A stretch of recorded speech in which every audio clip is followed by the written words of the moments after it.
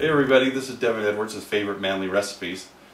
It's summertime and nothing says the summer like doing some barbecue out on the grill. So we're going to do some burgers today. I tried this in a restaurant a couple weeks ago, thought it'd be something I could improve on, and I'm excited to try it out. It's a stuffed bacon cheeseburger, and we're going to add my own little twist to it today. So let's get started. Alright, so I got about 1.5 pounds of chuck burger here. It's the 80-20 because we want a little bit of more fat in our burgers so they're nice and juicy. So I'm going to add a couple more things. We're going to add, I got a half teaspoon of salt and pepper, and then I also pressed some garlic. I did 2 cloves of garlic, and I just kind of mix that all together. And we're going to mix this all together anyway. Hopefully that's okay. And then I'm just going to eye this, but I'm thinking I'll be about 2 to 3 tablespoons of A1 sauce just for a little extra flavor. We don't want to get it too wet for our patties because we don't want them falling through the grill. So I'm going to do 3 to start out with, see how that works. And we'll just mix this up, fold it over a few times.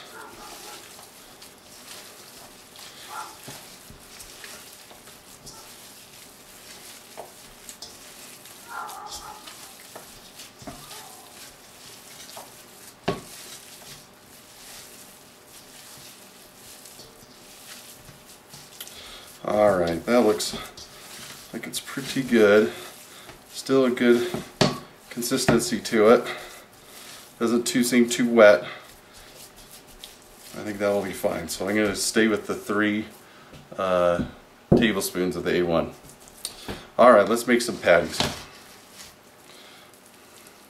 Now the trick with this is we're going to make patties that you want, they're going to be kind of wide, but fairly thin, because we're gonna, what we're gonna do is put a top on it with our bacon and our cheese in the middle.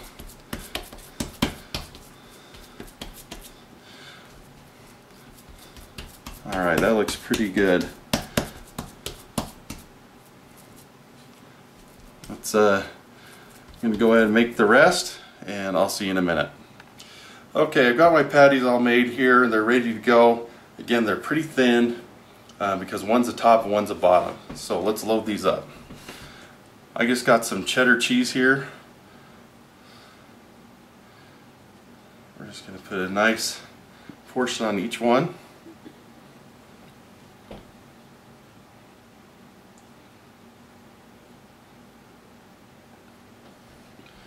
And for these 3 burgers, again, this is about 1.5 pounds of meat that I used today, and I'm using, I probably used a little over a cup of cheese for the 3. And let's add some bacon. Now I already pre-cooked the bacon, and I cooked, it was about 6 strips of bacon.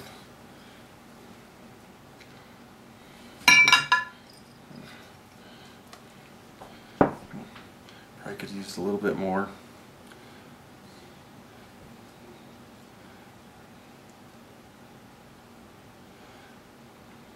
I just want to spread that out so you know every bite has a little bit of bacon in it.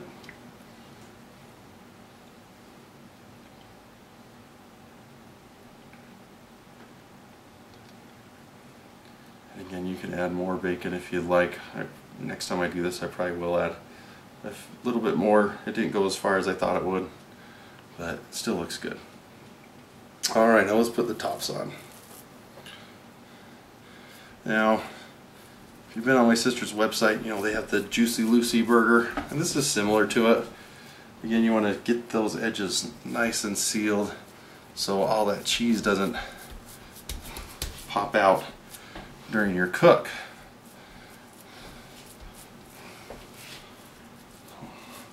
Make sure that's sealed nice and tight around it. I'm going to seal these other burgers and get them on the grill. We'll see you outside.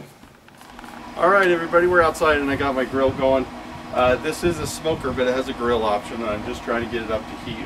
We're trying to get about to 400 degrees.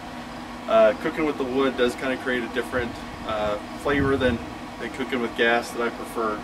But this can work on a gas grill or even on your stovetop, doesn't really matter.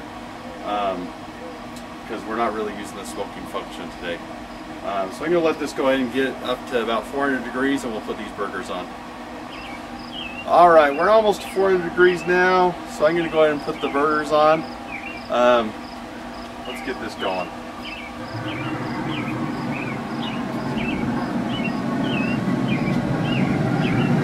One thing that's nice about this smoker is if any cheese fall down, it goes on my little grip plate, it won't mess up with my grill. That's a good advantage, you know, clean it all out, just have to remove that foil later. So our burgers are on. We're going to let them cook for about 5 minutes on each side. That should get them right to that medium well temperature, and we should be good to go. Alright, we've waited about 5 minutes. Let's get in here and put these burgers. Alright, they're looking pretty good. This one's got a little bit of cheese coming out, but it's going to be okay.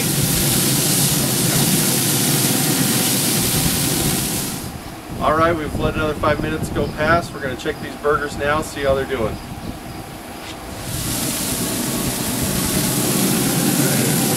They look pretty good.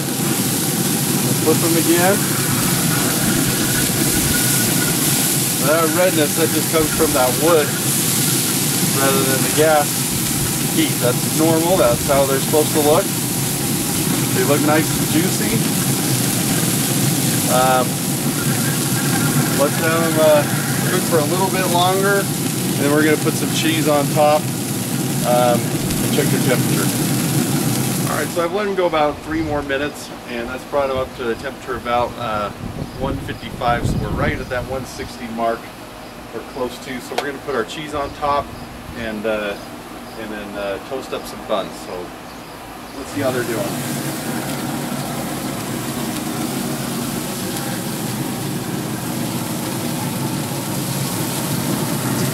So they're still pretty well.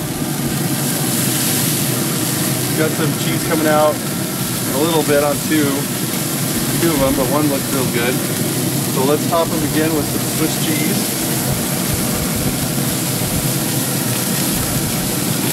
Let them go for a couple more minutes. Well, really till the cheese is melted, maybe another minute at the most. And then we'll let them sit.